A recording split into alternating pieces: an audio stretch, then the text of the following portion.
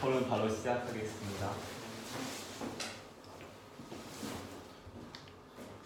오늘 토론의 주제는 4차 산업혁명 관련되는 교육 효시인데, 먼저 4차 산업혁명에 대해서 여러분들이 좀 갖춰야 되는 기본 지식을 좀 알려드리려고 저 위키pedia에서 좀 검색했는데, 아마 아실 건데 주로 기술은 빅데이터 그리고 인공지능, 로봇공학, 그리고 이거 양자 암호이라고 하는데 약간 되게 지금 수학적으로 하는 암호 아니고 약간 샘물처럼 약간 되게 규칙적으로 생성되는 암호 아니라서 좀 안정성이 높은 편이고, 그리고 사물 인터넷, 아마존 같은 경우 이게 사람을 쓰지 않고 모든 차를 그리고 공장, 약간 창고 다 인터넷을 통해서 그 재고를 관리하고 빅데이터를 이용하여 필요한 물건을 필요한 곳에서 보내고 한 6시간 안에 주문하고 6시간 안에 배달이 되는 그런 시스템이었고, 그리고 무인 운송 수단, 3D 프린터, 3D 프린터도 이 도서관에 있는데 제가 알기로는 건축학과 학생들이 많이 쓰고 있더라고요. 그리고 이런 기술을 기반으로 하는 게 4차 산업혁명이라고 하는데, 이거 4차 산업혁명이 4차 산업혁명이 아니고 그냥 3차 산업의 후 단계라고 하는 사람이 또 있고, 그래서 각자 4차 산업혁명에 대해서 자신의 이해를 좀 듣고 싶습니다. 네, 어느 분 먼저 하실까요? 4차 산업혁명에 대해서 얘기하는 건가요? 네, 약간 여기 문제는 본인의 이해로 4차 산업혁명은 무엇인지, 약간 기술적으로는 것보다 자신이 이해하는 약간 미래지향, 아니면 이거 기술은 이 혁명은 어떤 의미인지, 자신한테 어떤 영향, 이미지 주는지, 그리고 사회에 대해서 무슨 영향을 줄 건지. 일단 저는 제가 법을 공부하고 있어서 그 기준으로 이제 4차 산업혁명을 얘기를 하자면, 뭔가 법 관련해서도 굉장히 많은 일들이 일어나고 있는 것 같아요. 판례, 이제까지 나오는 판례들을 컴퓨터가 쭉 분석을 해서 그러니까 분석을 컴퓨터가 쭉 빅데이터화해서 그걸 인식을 하고, 그거를 이제 학습을 한 다음에 자신의 사례, 자신의 상황을 입력을 하면 컴퓨터가 이런 판례로 비추어 봤었을 때 이러한 판결이 나올 것 같다라는 예측을 하고 있는 시스템들이 굉장히 많이 이렇게 연구가 되고 있고, 실제로 적용도 된다고 하고 있어서, 그리고 사실 이 변호사라는 역할, 그리고 검사는 잘 모르겠지만 저는 변호사라는 역할도 어떻게 보면 컴퓨터가 그런 걸 다 예상을 할 수 있고 하면 굳이 그 직업이 필요한 걸까라는 생각이 들고, 또 그런 얘기도 있고, 또 변호사라는 직업도 없어질 수 있고, 또 판사라는 직업도 굳이 필요하냐라는 얘기도 나오고 있어서, 굳이 사람이 할 수 있고 사람만이 할 수 있는 영역의 일들은 아닌 것 같아요. 특히 변호사의 일은 더 그게 심한 것 같아요. 왜냐면 그 변호사의 역할이 문제에서 법률 문제를 빼서 그 법률 문제가 이렇게 나올 것 같다, 지금까지의 사례를 볼 때라는 거를 이제 설명하고 그걸 주장하는 역할인데, 4차 산업혁명을 통해서 컴퓨터가 그 정보를 학습하고 그걸 나올 수 있다면 그 입지나 직업이 굉장히 낮아지지 않을까라고 생각을 합니다. 그리고 이 정도는 괜찮을까요? 네네. 네. 제가 얘기할까요? 4차 혁명이 요즘 많이 들리고, 사실 알면 알수록 약간 복잡한 개념인 것 같은데, 4차 산업혁명은 기술의 혁신을 불어올 새로운 세상인 것 같은데, 그 세상에서 AI도 있을 수도 있고 5G도 있을 수도 있고 로봇이 있을 수도 있고, 그동안 기술을 통해서 인간의 편리성 많이 늘렸는데, 그런 편리가 지금까지와 전혀 다르게 극대화되는 시대가 기술을 통한 4차 산업혁명 아닌가 싶어서, AI 같은 게 나오면 인간이 심지어 자기가 안 해도 로봇이 스스로 인간에게 뭐를 해주는 그런 형이 극대화하는 과정을 4차 산업혁명이라고 생각합니다. 네. 의미는 생각이 있어요. 네, 저는 일단 4차 산업혁명의 정의를 보면 인공지능, 빅데이터 등의 첨단 정보통신 기술을 활용해서 경제, 사회 각 분야 경계를 융합하여 혁신적인 변화를 일으킨다. 이런 정의만 놓고 봤을 때는 좀 뜬구름 잡는 이야기라고 생각을 했어요. 제 실생활에 와닿는 4차 산업혁명을 경험해보지 못해서. 근데 이제 찾아보면서 보니까 저희 요즘 택배 시킬 때도 제가 보고 있는 택배 위치 이런 걸 알 수 있잖아요. 그리고 광고, 유튜브 광고를 볼 때도 광고가 제가 본 영상에 관련된 광고들이 뜬다고 하더라고요. 그리고 구글 같은 경우도 내가 검색했던 상품에 관련된 광고들을 많이 노출시킨다고 해서 이런 것들이 이제 빅데이터라는 걸 몰랐는데 알고 보니까 다 빅데이터인 것들이 많더라고요. 이미 제 주변에 많이 침투해 있는 거라고 생각을 합니다. 네. 저는 이거는 그러니까 저 개인적인 4차 산업혁명 요즘에 TV나 이렇게 많이 얘기하는 거는 저는 그게 4차 산업혁명을 생각 안 하고 아까 그 3차 마지막이란 저는 그쪽 생각이거든요. 왜냐하면 4차 산업혁명은 제가 봤을 때 저희 시대에서는 실현하기 힘든 그런 게 왔기 때문에 왜냐하면 4차 산업혁명의 본질적인 거는 우리 인간들이 할 수 있는 노동력은 모든 게 다 기계랑 컴퓨터 이런 게 대체하기 때문에 아마 그때가 만약에 실현이 된다면 지금 우리가 유지하고 있는 우리 인간들이 인위적으로 질서를 유지하기 위해 만든 이런 법 같은 거는 없어질 수도 있어요. 다 로봇들에 의한 그런 법으로 바뀔 수 있을 수도 있고 이제 예측을 못하는 뿐더러 지금 남아있던 뭐 빅데이터나 이런 거는 제가 봤을 때는 그냥 3차 산업이 컴퓨터 시대와 이제 인터넷 이런 시대에서 더 발전된 단계지 4차라고 얘기하는 거 뭐 5G 그거 저도 관련 자료를 많이 봤는데 중국에서는 이미 그거를 실행하고 있다고 들었거든요. 그 버스 운전기사가 실제로 버스 운전하는 게 아니라 그 출퇴근하는 방에 들어가서 그 5G의 그 모의 그 운전석을 하면 그 실제로 그 시내에서 돌아다니는 버스는 운전자가 없지만 근데 그것도 실행 단계예요. 왜냐면 만약에 인터넷 불안이나 조금이 있으면 실시간 모니터링 0.01초의 오차도 있으면 안 되는 그런 거잖아요. 근데 막상 저희 뭐 요즘에 뭐 자율주행 뭐 그런 게 말만 많지 없잖아요. 다. 그래서 약간 저 개인적인 빅데이터 이런 거는 살짝 4차 산업혁명 속임수? 약간 우리 사람들한테 좀 속이는 그런 것도 있고 그리고 제가 생각하는 4차 산업혁명은 좀 약간 그거랑 있어요. 모든 게 다 기계로 인간들이 이제 노동력이 없으면 로봇들이 뭐 생산하고 이렇게 하잖아요. 그럼 거기에서 나오는 이제 수익 창출 이런 건 과연 누가 가져갈 것이냐. 근데 이런 거에 대해서 토론한 사람이 있는데 이게 또 마르크스 이제 그런 사람한테 넘어가면 사회주의 뭐 이런 이제 그런 경제학이나 이런 거 얘기해서 나온 게 그게 사회주의의 그러니까 4차 산업혁명이 만약에 100% 실현된다면 그게 사회주의라고. 왜냐하면 우리 인간이 노동해서 돈을 받는 게 아니라 국가, 기업 단위로 이런 이게 로봇 같은 거 감정이 없는 로봇이잖아요. 단순히 이렇게 일하는 로봇인데 걔네들이 이제 로봇들이 이제 수익 창출을 하면 인구 수가 어느 정도 통제된 한에 이제 똑같이 수익 배분을 나눌 수 있다. 약간 저는 그런 자료 영상을 참 찾아봤거든요. 그래서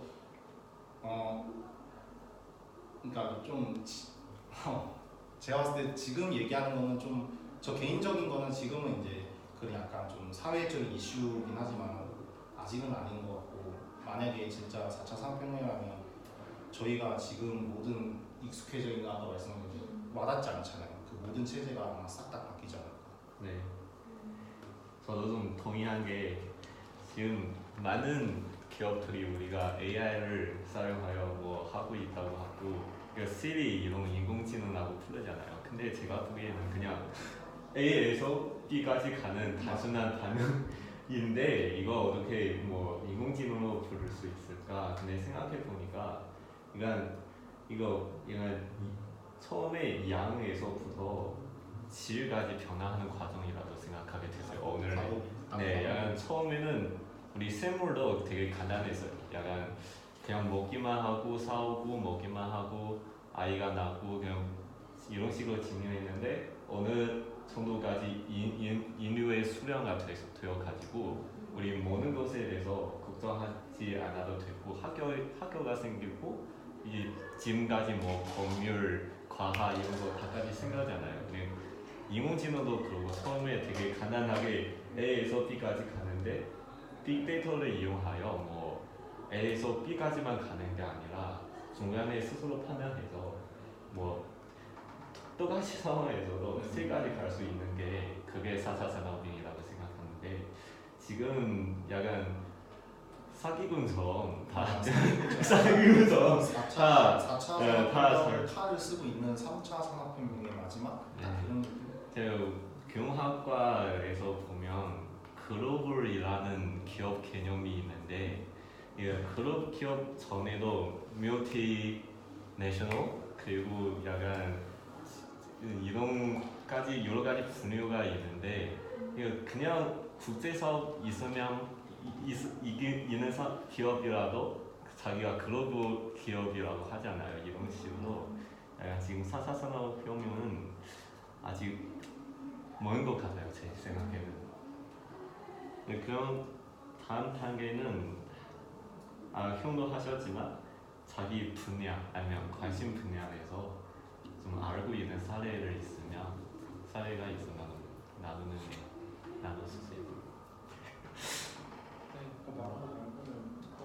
네, 없으면은 네. 판사나 이런 분석하는 능력들 이미 이게 인간이 만들어낸 특별한 그런 좀 약간 어떻게 말하면 되게 신성한 법이잖아. 원래 지구에 존재하지 않았던 건데 이게 로봇이 만약에 이런 게 끼면 그 기준이 굉장히 애매해지지 않을까. 근데 또 막 설문조사 이런 걸 보면 그러니까 생각이 좀 다른 것 같아요. 약간 그 법을 배우는 사람들의 생각에서는 과연 기계가 내린 판단을 인간이 받아들일 수 있을 것인가라는 의문이 좀 있는데 또 정작 신문에서 이렇게 설문조사를 하면 사람이 판단하는 것보다 기계가 판단하는 게 더 정확하다고 느끼는 사람이 조금 더 많아요. 그러니까 뭐 6대4도 한 52%, 3% 물론 그 여론조사가 정확할 수는 없겠지만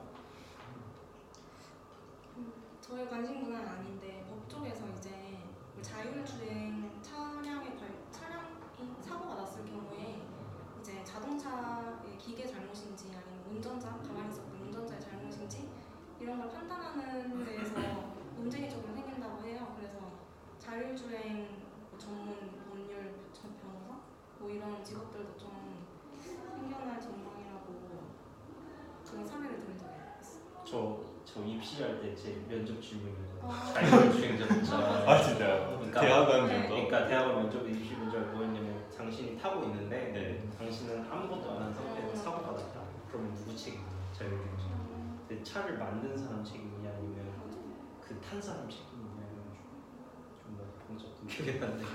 그러니까 그게 확실히 문제가 좀. 지금 제가 알고 있는 게 법률적으로 사람이 무조건 운전을 하고 있어야 그거 내가 서포터 기능으로 이거 도와주는 역할이라서 최종 책임이 아직도 운전 나한테 있는. 그렇지. 근데 완전히 상용이 돼버리면 네. 사람이 그냥 누워 있고 그냥 쉬는데 그럴 때는 누구 책임인가? 4차 산업혁명에서 법률 문제 되게 많은 것 같아요. 그냥 네, 맞아요. 그냥 아까 준호 씨 하는 것 같이 그냥 모든 것을 다 기계로 생산되고 기준이 인간이 아니고 사실 로봇이고.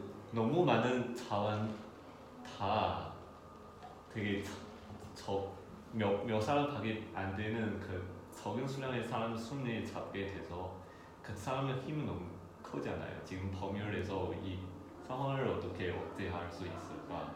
그 사람들이 이익을 어떻게 사람한테 나눠줄 수 있을까? 이 사람들이 뭐 나쁜 생각을 가질 때는 어떻게 기계를 만드는 사람이 문제일 수도 있다.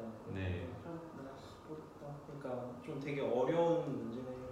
굉장히 답도 정해지지 않고. 네. 간단하게 여기 이렇게 이쪽 부분.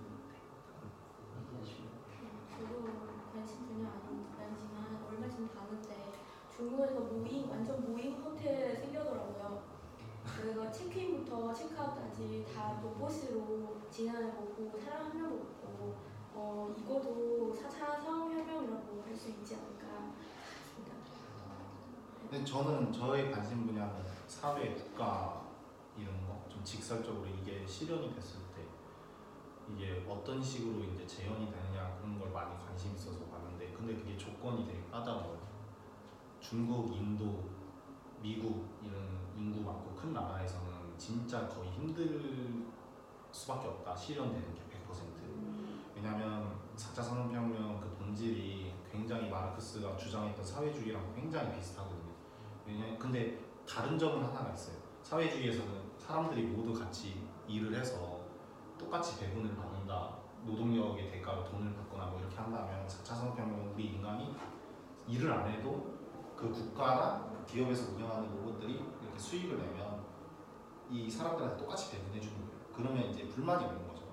원래는 내가 일 많이 했는데 왜 똑같이 받아 이런 불만이 있고 이제 그래서 항상 하는 게 그 사회주의의 본질은 나쁘지 않지만 이제 우리는 그 반세기 동안 그게 실패가 됐잖아요. 사회주의라는 그거에 대해서 기뻐하면 안 된다고. 그거는 인간 실험에 불과하다. 우리 인간의 본질을 실험한 거예요. 우리가 얼마나 욕심이 많고 그런 거에 대해서 얘기가 나온 건데 이게 만약에 이렇게 되면 사회성에 했을 때 약간 한국 같은 경우는 굉장히 이게 가능성이 있는 나라가 뭐냐면 경제력도 굉장히 강하고 인구도 딱 적당하고 글로벌 대기업도 굉장히 많아요. 수출로 먹고 사는 나라. 만약에 이제 쉽게 말하면 조선업, 건축 이런 모든 쪽의 반도체나 이런 게 다 기계로 대체가 됐을 때 사람들은 일자리가 없어진다 하잖아요. 근데 그만큼 없어진 일자리는 국가에서 보상을 해줘야 돼요. 이 4차 산업혁명 시대가 되면.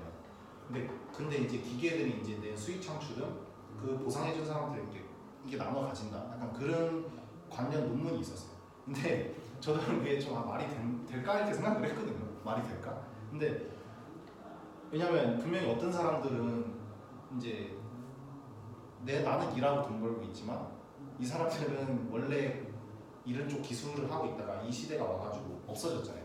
내가 하고 있는 직업이. 근데 이제 국가에서 이제 이렇게 보상을 해주고 이렇게 하면 무상으로 해준다 다 조건부여 있고 사람이라는 것도 감정이 있잖아요. 근데 로봇이라는 게 그러니까 로봇이랑 기준이 생기면 되게 애매한 게 어떻게 보면 감정이 없어요.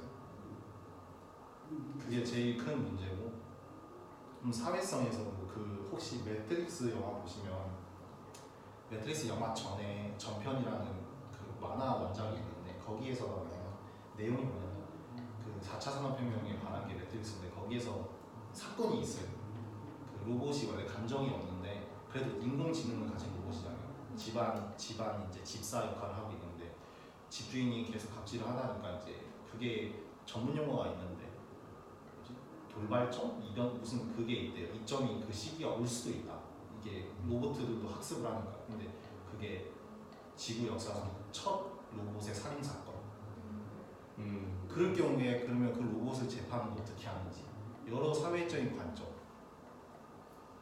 만약에 그 우리 집에 있는 로봇이 다른 사람을 죽였다. 그 책임은 누구의 것인가?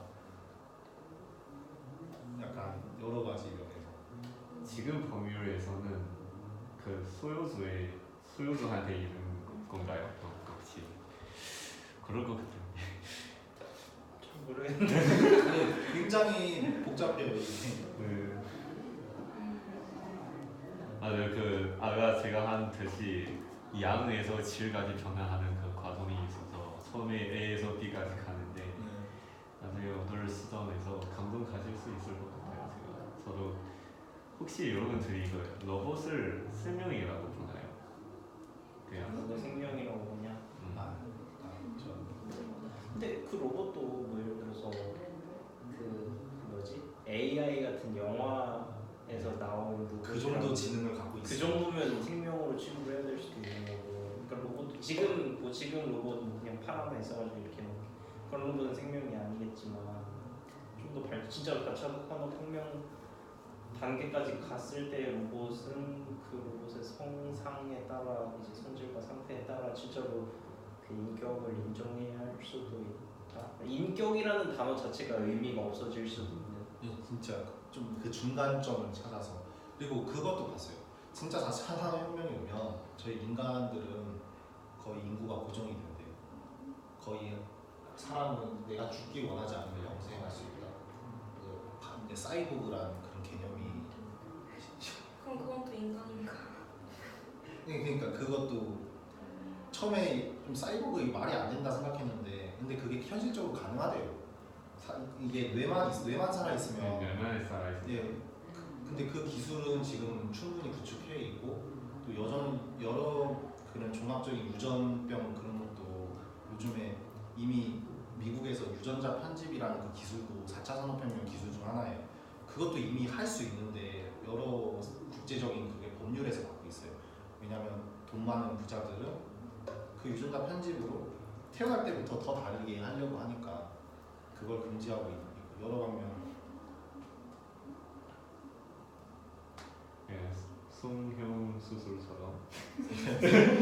예, 그 괴로운 기술. 네, 저도 그래서 궁금해서 봤는데 우리 사람이 죽는 게 그 세포가 뭐 이렇게 어느 나이가 되면 이렇게 껍질이 벗겨져서 이렇게 떨어져 나간대요. 그게 그때부터 노화가 되는 건데 그 바닷속에 그 가재인가 킹크랩인가 걔네들은 죽지 않는 그 세포 이유가 그게 세포가 떨어져 나가는 게 아니라 재생을 한대요. 근데 그거 염색체를 인간에 넣으면 똑같이 된대요.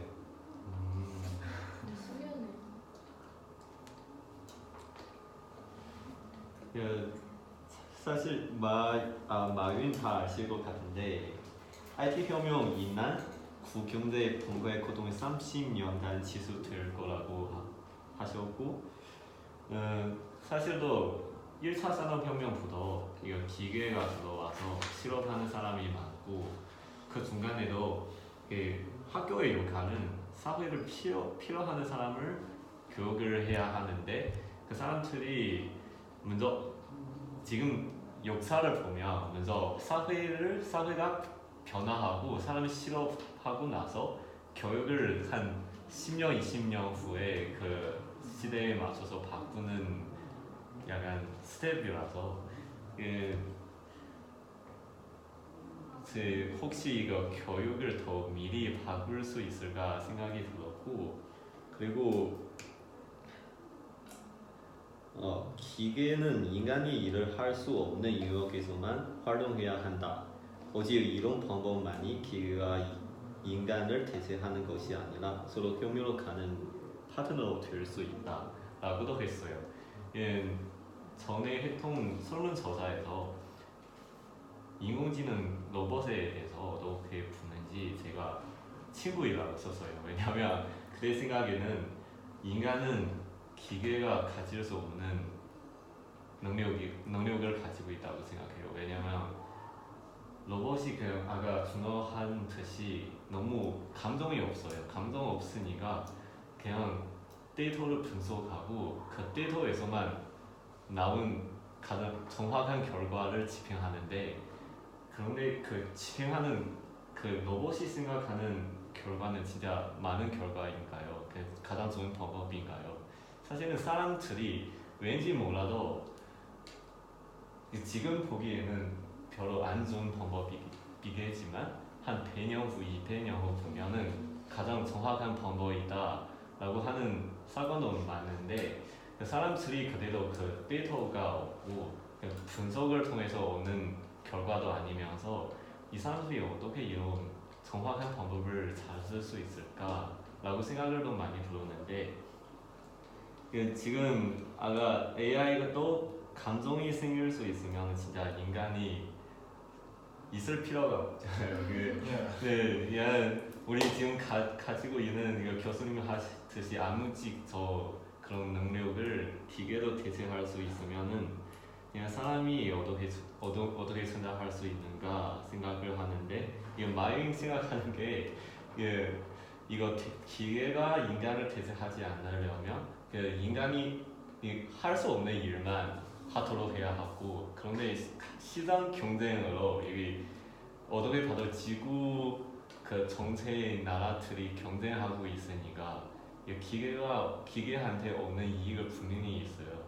지금 중국에서 월드 팩토리 되는 이유는 인건비 되게 싸니까 그래서 미국이 지금 그 상황을 바꾸고 싶잖아요. 그게 바꾸는 가장 좋은 방법이 기계예요. 스마트 팩토리 그 개념이 바로 이거고 그거를 바꾸려고 무조건 기계가 많은 일자리를 차지하게 됐고 나중에 중국도 경쟁하고 다른 나라도 경쟁하고 결국에는 사람이 그렇게 하고 싶지 않아도 그 상황이 될 거라고 생각해서 혹시 지금 자신이 하고 있는 일거나 예를 들면 지금 우리 다 학습하고 있고 나중에 졸업하고는 무조건 다 직장을 다녀야 되고 다니고 싶은 직장도 있잖아요. 이 영향을 받아서 자신의 직장이나 관심 분야에서 자신이 무슨 영향을 받을 건지 아니면 자신이 생각하는 게 좀 말씀해 주세요. 감사합니다. 죄송한데 예. 영상 안 나오시는데 괜찮아요? 그러니까 영상 촬영이 너가 안 나와. 아, 아예 안 보였어요. 네, 개인적으로는 진짜로 기계가 엄청 발달하면 사람이랑 안 다를 것 같아요. 기계에서 만들어졌다, 사람 통해 만들어졌다라는 거 말고는 달라질 게 없을 것 같긴 한데 그냥 개인적인 생각은 그냥 그 하고 있거나 할 일 미래에 어떤 영향을 받을 건지 일단은 일자리를 잡기가 힘들겠죠. 그게 오면 네, 진짜 그러겠죠. 근데 잘 모르겠어요. 인간만이 할 수 있는 일이 있나?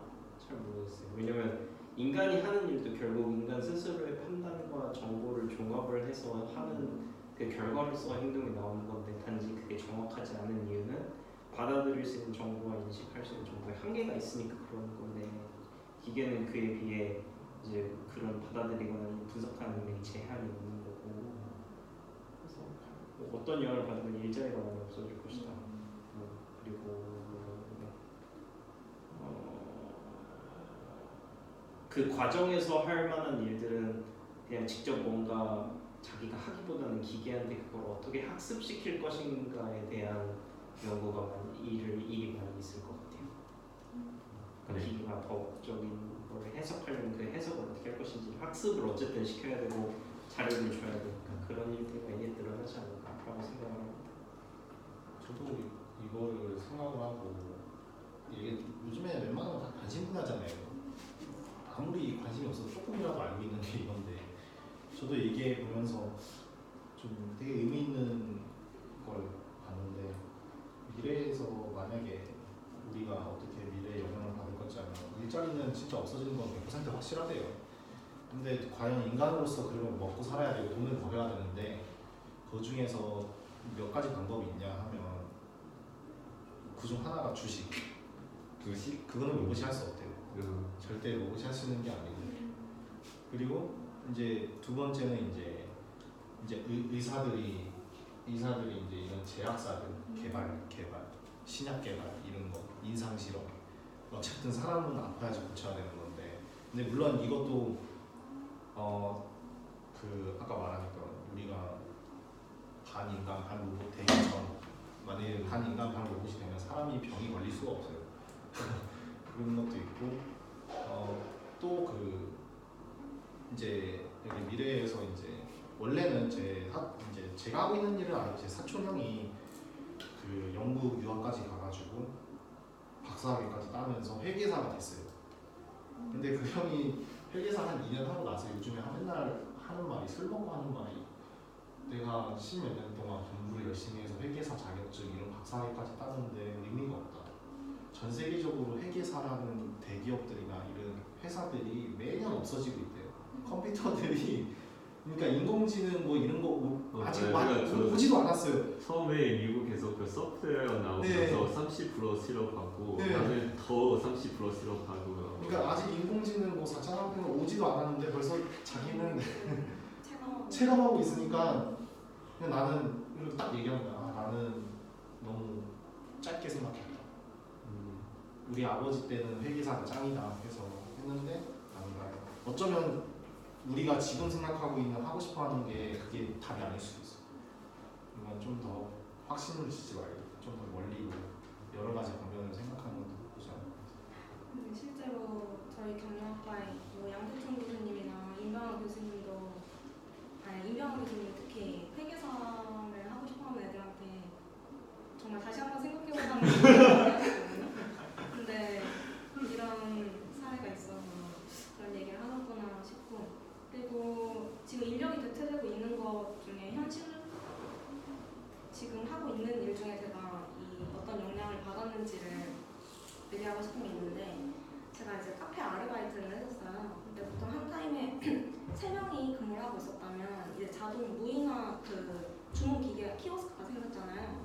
그러면서 이제 한 타임에 2명씩 이제 많이 바뀌었고, 또 스터디 카페나 독서리 같은 경우도 무인으로 아예 아무도 상주해 있지 않는 무인 스터디 카페도 굉장히 많은 걸 봤거든요. 그래서 일자리가 줄어드는 건 정말 체감하고 있고 앞으로 더 많아질 거라고 생각해요. 이런 작은 알바 자리에서도 사람이 한 명씩 줄어드는데 그 3명 중에 한 명이 줄어들면 33%가 감사한 거예요. 어떻게 보면.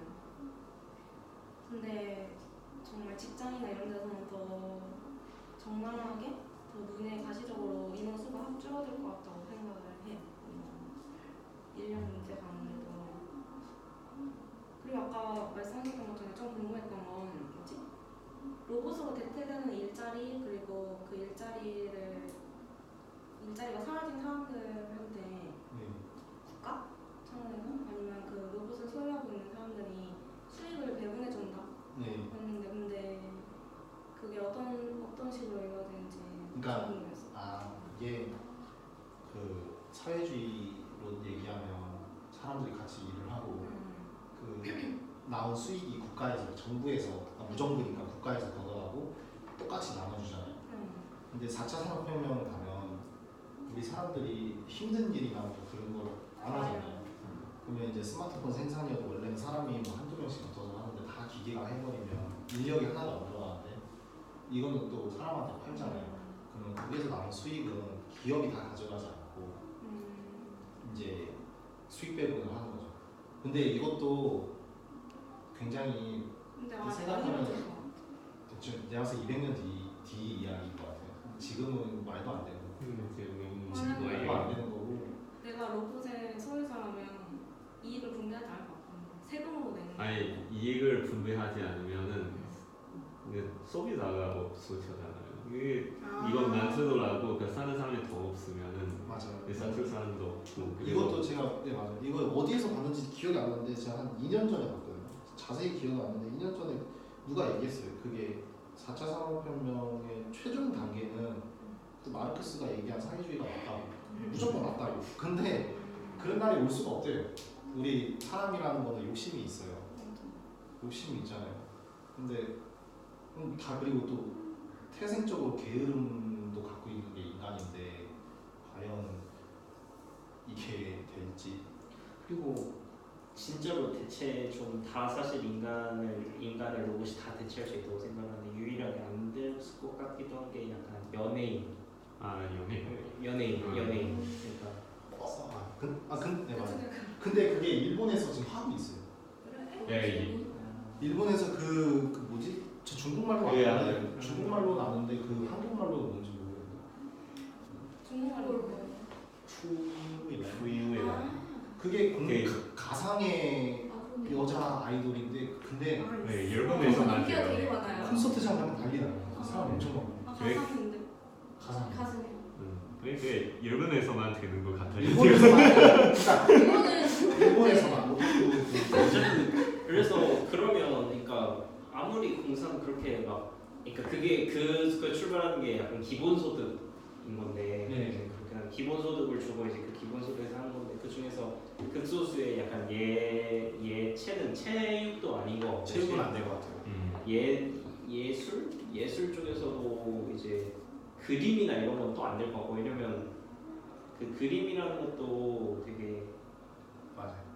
하늘 아래 새로운 게 없다라는 게 이제 항상 이제 공부를 하면서 이제 교수님도 저희한테 말씀하셨는데 뭐 법을 새로 만들든 뭘 하든 새로운 게 있는 게 아니라 기존에 있던 거를 현실에 맡겨서 바뀌는 거에 불과하다라는 거라고. 그래서 만드는 게 인간을 하는 게 아니라 기존에 있는 걸 변하는 거기 때문에 그거는 로봇들이 얼마든지 할 수 있어서 그림이나 이런 것도 충분히 이제까지 있었던 그림들을 학습을 하면 똑같이 만들어낼 수 있다고 생각을 해서 유일하게 약간 근데 사람이 사람에 대한 이런 사랑이 아니라 약간 뭐 하는 거는 인간관계 이런 거는 로봇한테는 하기가 좀 그렇잖아요. 그러니까 로봇이라는 걸 아는데 내가 이렇게 하는 것도 있을 수 있긴 하겠지만 그래서 어쨌든 뭐 하려고 하는 말이 그런 것 때문에 정말 한 0.1% 1%의 사람들한테는 또 그런 그 균형에게는 엄청나게 높은 부를 가질 거거든요. 그러니까 기계를 가진 사람이 뭐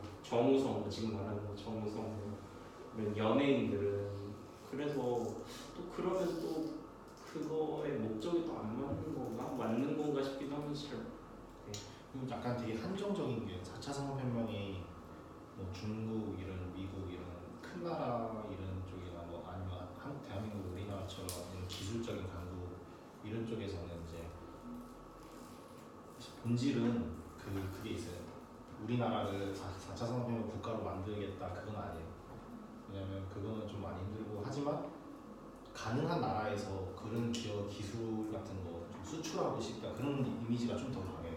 현 시점에서 얘기하고 약간 중동의 석유 강국과 이런 부유한 국가들한테는 원래 일 안 하잖아요. 거기는 그냥 한국에서 거기로 네. 기술 수출하는 거. 네 그런 쪽. 왜냐면 이게 아무리 예를 들어서 내일 당장 4차 산업혁명이 왔다 하면 아프리카, 동남아 이런 나라는 아직도 인터넷이나 이런 게 다 보편화돼 있지 않는데 이사가리도. 네 그게 아니라 어쨌든 이게 그러니까 지금 얘기했을 때 내가 봤을 때 돈벌이 서로 누가 우선권을 잡아서 미래에 대한 준비를 하거나 그런 거 좀도 있고.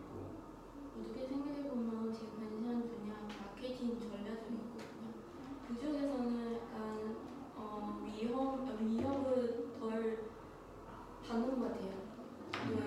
그런 자기 아이디어 같은 거는 내야 되고 그러면 나중에도 로봇이 대신 인간 대신 로봇이 하는 게 더 어려운 것 같다고 생각해요. 저도 지금 연예인 얘기하시니까 저 지금 연예인 관련된 일을 하고 있어요. 키즈 모델인데 키즈 모델 컨설팅 키즈 모델 소비하는 거 하고 있거든요. 그런 거는 생각해보면 나중에는 AI 통해서 약간 모델 뽑았을 때 사람 없이 AI 통해서도 할 수 있을 것 같은데 예를 들면 지금 제가 어떤 일 하면 중국에서 타오바오 같은데 쇼핑몰 같은데 촬영했을 때 한국 많이 와서 촬영하거든요. 한국 모델들이 서서 그래서 전 중간에 이렇게 모델 프로필 몇 개 보내줘서 원하시는 스타일 골라서 이렇게 연결해 시켜주고 그렇게 촬영하게 되는 건데 나중에 사람 없어도 이거 인간적인 로봇이 통해서도 할 수 있는 것 같아서 이쪽에서 약간 위협 조금 받는 것 같아요. 근데 저는 이런 일은 지금 프리랜서로 하고 있는데 내년에 취직 회사 들어가서 키즈 모델 전문 기회사도 있거든요. 그런 회사 들어가서 일하고 싶은데 회사 들어가면 약간 전략 쪽에서 마케팅 쪽에서 일하고 싶어서 네. 그렇게 생각해보면 4차 산업혁명 되면 로봇이 저한테 위협될 수도 있고 위협 안 될 수도 있는 것 같아요. 그리고 저 갑자기 궁금한 게 이제 그 뭐지 대한민국 이제 법 있잖아요. 법에서 예를 들어서 법정에서 이제 판사가 이게 딱 몇 년에 이렇게 선고를 하는데 제가 이제 잘은 모르겠지만 이제 한국 법은 약간 내가 잘못을 해도 약간 반성을 하고 하면 감형을 이렇게 뭐 이런 걸 최대한 해준다 약간 그런 구조로 하고 들었거든요. 근데 그게 로봇이 만약에 하면 이 사람이 반성하고 있는지를 알고 있어요. 그건 어떻게? 그냥 면접에서도 지금 AI를 많이 쓰잖아요. 면접에서 AI를 쓴다. 네, 카메라 이런 대기업들이 대기업들이 뭐 지원하는 사람이 너무 많아가지고 처음에 삼성에서도 지금 하고 있고 처음에도 그거 한국 정부에서 20만 명이 지원했는데 그냥 영어로 시험을 쳤어. 그게 의미는 무조건 사람을 먼저 자르고 그냥 소수의 사람만 면접에 들어가는 방식으로 하고 그래서 첫 단계에서 1차 면접에서는 그냥 로봇으로 대체하고 그럼 완전 문 아니고. 그래서 지금 우리 학과에서 그 면접은 AI가 하는 게 당신이 받아들일 수 있는가 그런 말이 이거든요. 그 카메라로. 근데 방금 반승 그 로봇이 사람 반승할 수 없다는 말씀이셨죠? 네, 그거. 근데 실제로 생각해보면 사람도 이 사람을 반성하고 있는지 모르잖아요. 근데 우리는 사람이니까 그것도 맞는 말이에요. 네. 맞는 말인데. 그래 로봇한테는 똑같이 소중해서 왜냐면 반성하고 있는 게 거의 있잖아요. 광고에서 네 맞아요. 그런 열심히 청소를 해주거나 뭐지 그런 검사하거나 그런 거는 거의 수 있으면 로봇이 똑같이 할 수 있는 거 아니에요? 이게 그것도 맞는 말이에요. 면접에서 하는 게도 카메라를 통해서 이 사람의 표정을 보는 게 이렇게 하면은 그게 훈련할 수 있잖아요. 이거 로봇이 어떻게 판단을 하는지를 알면은 내 표정을 이렇게 훈련시키면은 내가 성실한 사람이다. 이렇게까지 할 수 있잖아요. 그래서 사람이 판단하는 기계가 판단하는 다른 단점이 있는 것 같은데 연기만 잘하면 연기를 하면 로봇이 못 알아보는데 결국 사람도 못 알아본다는 네, 거예요. 그런 네. 아마 제가 말한 거 봤어요. 그러니까 면접뿐만 아니라 그래서 그거 대비해서 아예 AI 면접 이거 봤어요. 어플도 있더라고요. 그러니까 면접 연습해주는 어플 AI가 더 봐주고 목소리가 조금 시간도 재주고 목소리도 조금 더 뭐 톤을 높여주는 게 좋겠다. 좀 충격이었어. 한국에서 있는지 없는지 모르겠는데 제가 여자친구가 중국에서 지금 취직하는 중이라서 어떤 회사가 그냥 면접하는 게 훈련해 주는 회사가 있더라고요. 훈련은 전반적으로 훈련해 주는 게 괜찮은데 경력 이런 걸 다 가사로 만들었고 훈련까지 해주는 그런 서비스도 있더라고요. 그래서 회사한테도 HR들이 그냥 기술 아는 게 아니라 진짜인지 가짜인지 잘 판단할 수 있는 능력을 있어야 되고 그냥 기계랑 서로 협력해서 하는 게 그런 방식으로 하는 게 더 정확할까 싶어요. 그럼 또 넘어간 게 교육 얘기 잠깐 했는데 우리가 지금까지 이제 공부하고 교육을 받고 이렇게 했으면 근데 로봇 시대가 오면 막 얘기 많잖아요. 뭐 머릿속에 칩을 심던지 뭐 공부해야 돼요. 못하는 영어도 금방 배우고 공부하는 것보다는 그냥 사람 시키는 거 설치하는 거고 공부하는 건 좀 영화에서도 보면 내가 제2 외국어나 뭐 그런 걸 할 줄 몰라도 여기 이렇게 끼면 여기에서 영어로 말하면 한국어로 이렇게 들리고 내가 한국어 말하면 그쪽 이렇게 끼고 있는 사람은 이렇게 영어로 이렇게 들리고 번역이 같은 저는 그런 팁을 통해서 지식은 확실히 얻을 수 있다고 생각하는데 저희가 일반적으로 하는 교육 과정도 그렇지만 사고력이나 해석력, 창의력 이런 것들도 길러지잖아요. 그런 거는 좀 팁 이런 거로 대체되기 어려울 것 같아서 교육은 계속 안 그래도 요즘에 인터넷 시대 때문에 이런 지식이 다 오픈돼 있잖아요. 옛날에는 책을 봐야 되고 열심히 공부해야 되고 근데 요즘에는 인터넷 가면 의대에서 그런 거 다 나와 있어요. 외우지 않아도 찾아내면 쓸 수 있어요. 네, 실제로 그래서 인터넷 구글 통해서 의사된 사람도 있대요. 혼자 공부해서 10몇 살 아닌데. 그래서 지금 마지막 문제 교육 문제로 갑시다. 그래서 지금 하는 게 문제가 3가지 있다고 했어요. 영상에서 교사. 먼저 기존의 교사는 주입식 교육에 훈련된 교사 있고 안정지향적인 성향이 있다고 합니다. 안정적 성향이라고 하는 게 특히 초중고 학교에서 답이 하나밖에 없어요. 이게 시험지에서 봐야 돼서 이거 답이 다른 해법으로 하면은 안 된다는 사례도 있고 이런 교사가 이거 성적을 맞추기 위해서 자기 안정 지향성이라고 하고 그리고 교육 과정도 급격한 사회 변화하고 안정적인 교육 과정 지금 인터넷 때문에 사회가 굉장히 빠르게 변화하고 있는데 이 교육 과정은 아까 한 듯이 거의 변화하지 않았어요. 이건 처음에부터 필요한 거 가르쳐주고 이건 문학, 수학, 영어 가르쳐주는데 이게 밖에 사회에서 필요한 사람이 다 하셨어요. 이게 저희 교수님이 술 마실 때 어떤 사장님이 그 교수한테 이게 학생들한테 그렇게 어려운 게 가르쳐주지 마라. 그냥 엑셀이랑 파워포인트만 가르쳐주고 보내라. 라고 해서 그럼 생각해 보니까 저 PPT를 좀 만들 수 있는데 엑셀을 잘 못 써요. 근데 지금 한 10년 이상 교육을 받았는데 회사에서 필요한 게 가장 중요한 게 엑셀을 못해요. 그런 편차이 있다고 합니다. 그리고 평가 방식 이거도 되게 오래된 문제이지만 이거 사람이 그 성적으로 판단할 수 없다 하는 사람들도 많은데 어떻게 평가하는지는 아직 확실하지 않아요. 왜냐면 이게 지식은 두 가지가 있거든요. 아까 기계 약간 메모리로 통해서 학습될 수 있는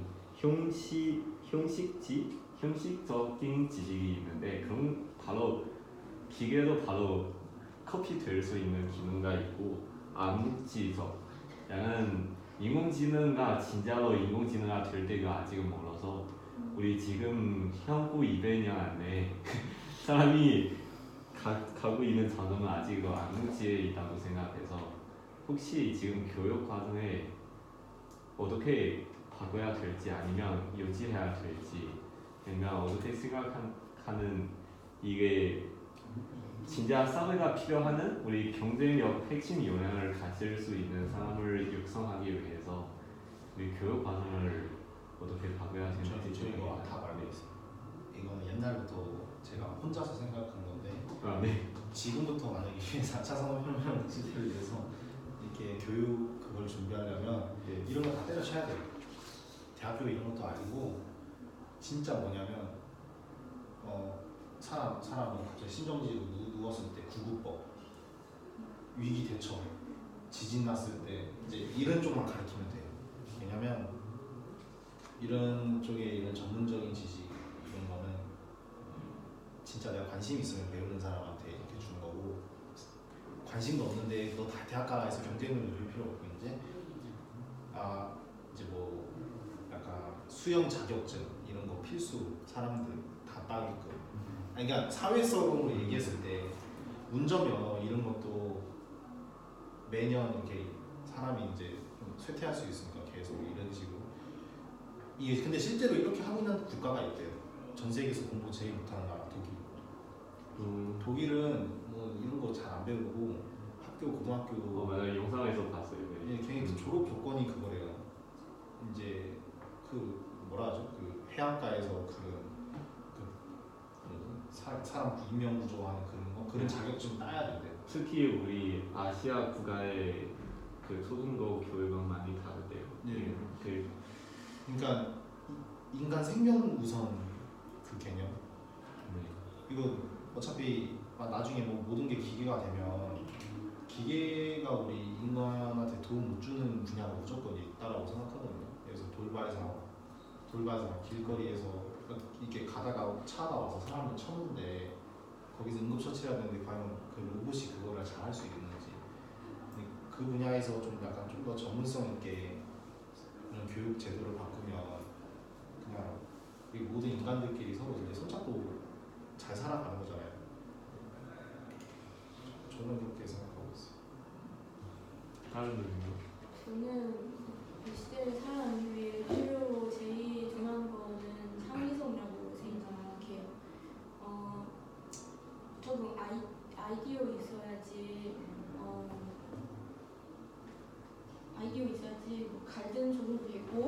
리더십도 되고 문제 해결도 되는 거예요. 그래서 예를 들면 교수님 말씀하신 그 지러닝 그거 게임 통해서 배우는 거잖아요.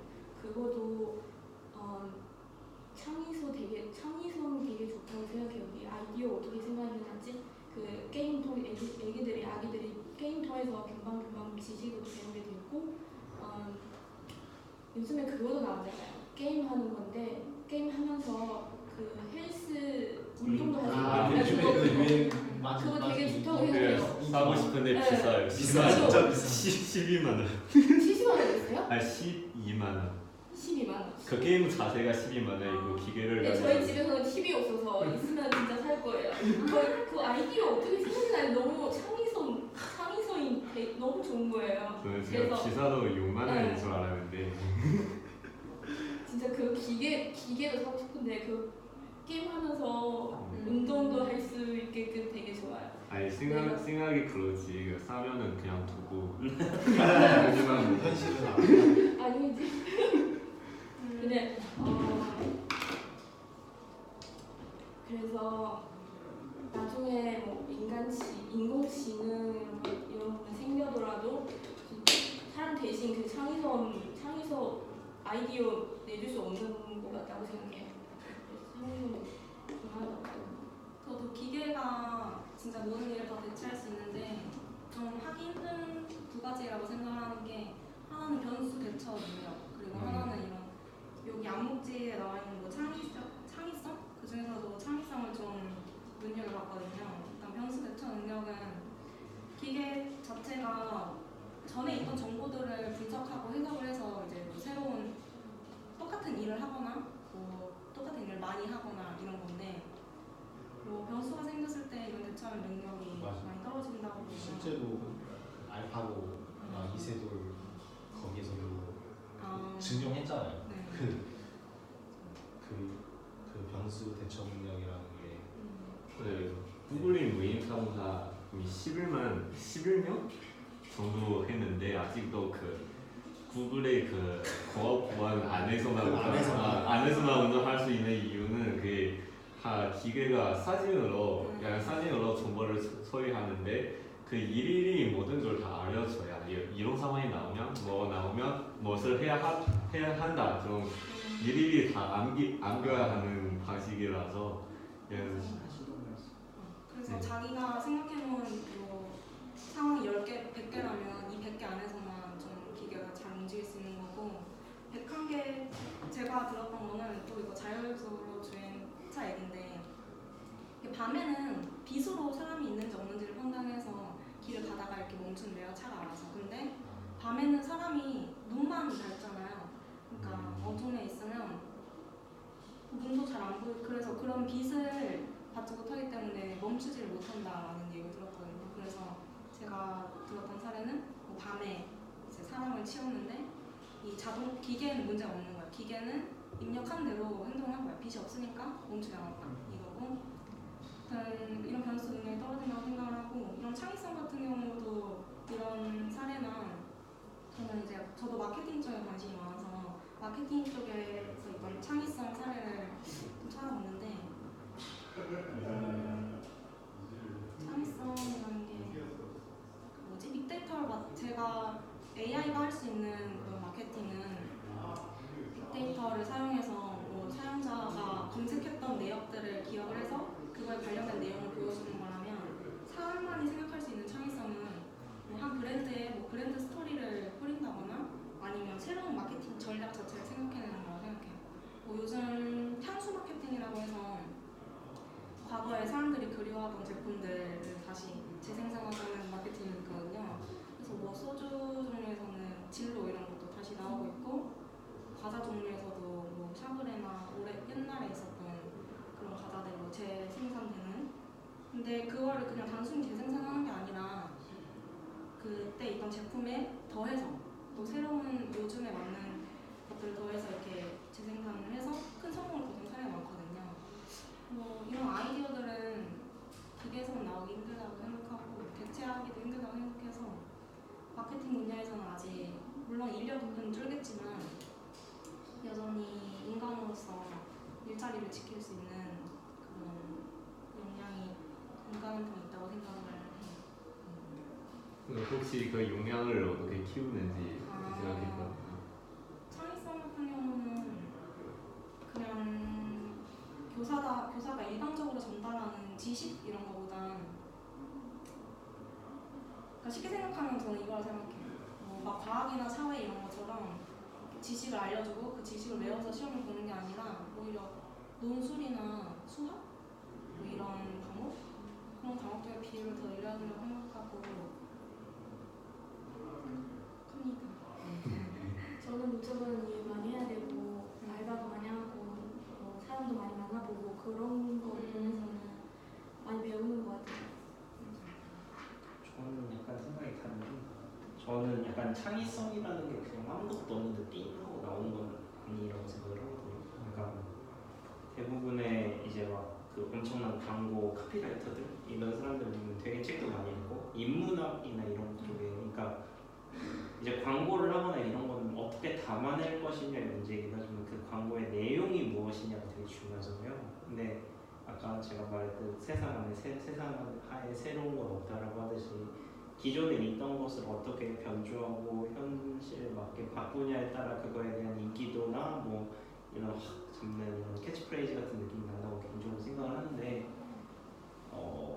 물론 이제 단순히 뭐 지식을 암기하고 그 지식을 얼마나 암기했느냐를 시험을 보는 게 바람직하진 않다고 생각은 하지만 최소한의 지식이나 이런 인문학적인 지식 그리고 이런 게 있어야 그러니까 어느 최소한의 밑바탕이 있어야 그 밑바탕 안에서 그거를 변주하고 이거를 합치고 하는 그런 생각을 자유롭게 할 수 있는 것이라고 생각을 하는 거라서 만약에 진짜로 4차 산업혁명이 나와가지고 뭔가 사람들이 그런 경쟁보다는 기니가 알아서 뭔가를 하는 그런 시기가 오면 성적이 어떻게 되느냐가 그렇게 중요한 게 아니니까 교육은 여전히 지금과 비슷하게 가되 평가 방식을 좀 바꿨으면 좋겠어요. 뭔가 성적으로 줄을 쫙 세우는 게 아니라 실제로 이제 교육은 지금과 같이 비슷하게 해야 돼. 그 교육에 대해서 본인의 생각은 어떠한지 그리고 이거를 다 이쪽으로 보는 시각을 다르게 어떻게든 볼 수 있을지 그런 이제 교육 자체에서의 내용을 바꾸기보다는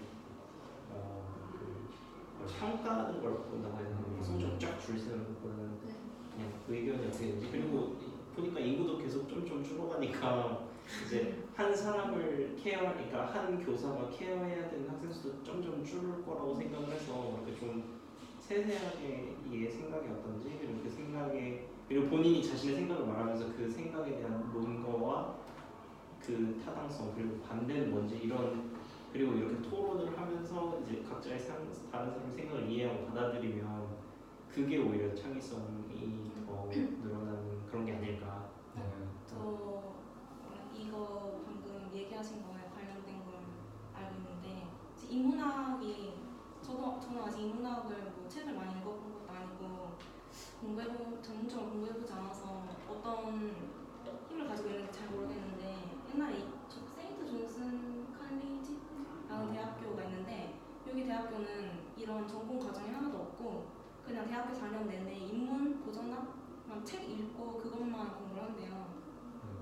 실제로. 근데 정말 대학 자체가 들어가기가 힘든 대학이고 졸업하고도 정말 아웃풋이 좋은 대학으로 유명한데 근데 이런 또 사례로 또 이런 대학이 있는 걸 보면 정말 인문학 그런 공부가 밑바탕 되어야 되는 게 좋은 것 같아요. 근데 성적을 어쨌든 줄 세우기를 해서 뭔가를 해야 되는 상황에서는 그런 걸 공부하라고 말하기도 쉽지가 않고 또 그걸 공부해서 그걸 또 평가하는 것도 그렇게 쉽지가 않은 문제인 거니까 어쩔 수 없는 저도 그리고 또 이 리더십도 이게 인간이 갖고 있는 게 아닐까요? 리더십이라는 건. 이거 되게 이건 되게 복잡한 그거여서 리더십은 혼자서 할 수 있는 게 아니라 밑에 따르는 사람들의 감정도 들어가 있는 건데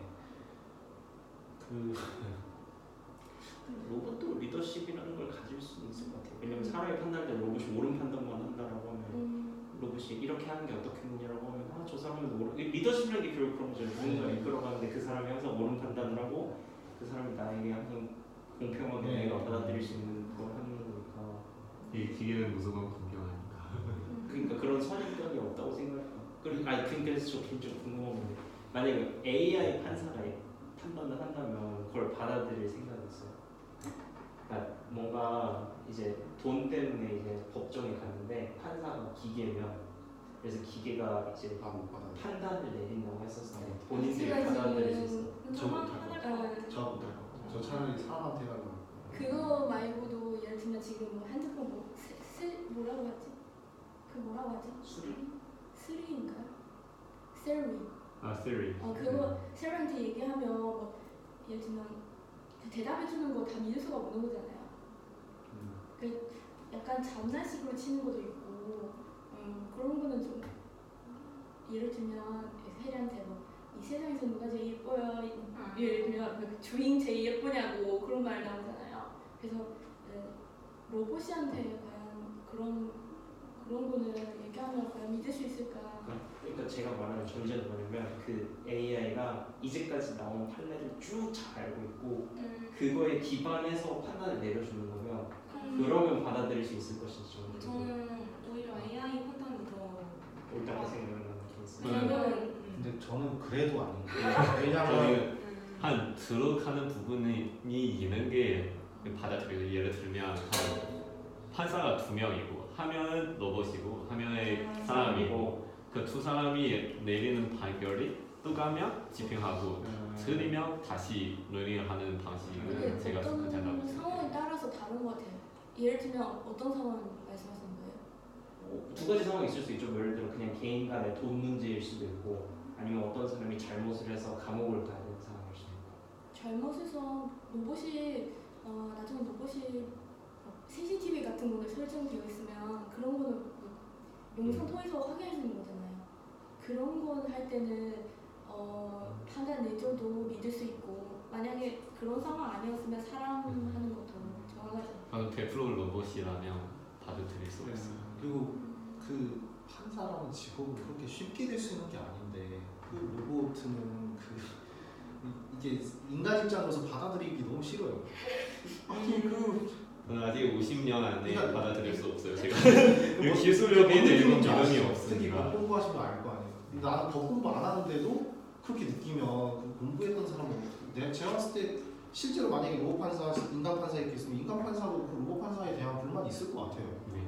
근데 뭔가 지금 면접도 1차에서는 AI가 하고 2차에는 설명한 것처럼 나중에는 진짜 1차에서는 AI가 하고 2심에서는 진짜 사람 판사가 그럴 수도 있어요. 네. 그건 좀 그런 그리고 좀 그것도 있어요. 이게 오늘 수많은 얘기가 많이 나오는데 위험 직종에서 이 얘기가 안 나오는 게 있어서 위험한 직업. 위험한 직업. 예를 들어서 그 군인이든지 이런 거. 근데 군인 하고 싶은 사람 맞지 않는 거거든요. 내가 퇴직하는 게 나아. 그죠. 근데 앞으로 갈수록 하고 싶은 네. 사람 인구도 적어지고 그러긴 한데 그런 거 있다. 예를 들면 고층 건물 밖에서 청소하는 사람 그거 로봇으로 대신 해주면 좋겠어요. 근데 지금 고층 창문 청소가 되게 고수익 직종이에요.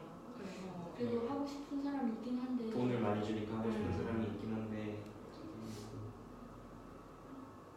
그러니까 아마 대치가 제일 먼저 될 거는 근데- 그냥 단순 근데 회사 입장에서 생각해 보면 만약에 사람도 있고 로봇이도 있고 로봇 주는 그 시급이라는 거는 비슷하면 당연히 로봇이 선택하죠. 당연히 그냥 부서주면 부서준다고 하면 되는 그렇죠. 그럼 한 같이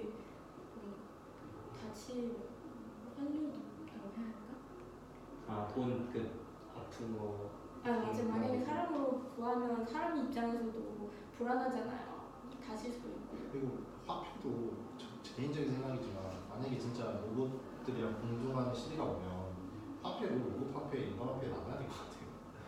그런 선을 지켜야지 좀 애매한 상황이 로봇 사이에 거래하는 화폐도 필요한 거예요. 그러니까 우리 인간이 로봇한테 일을 시켰을 때는 그 로봇 쪽에서 그 대체하는 화폐를 써야 돼. 그래야지 좀 그 약간 애매한 그런 거를 좀 판매.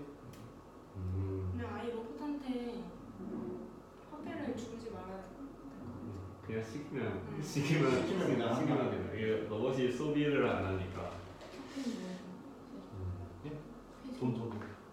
그거도 좀 생각 중국어로 해주시면 제 거리지. 화폐. 오늘 모르게 오셔서 감사합니다. 와, 네.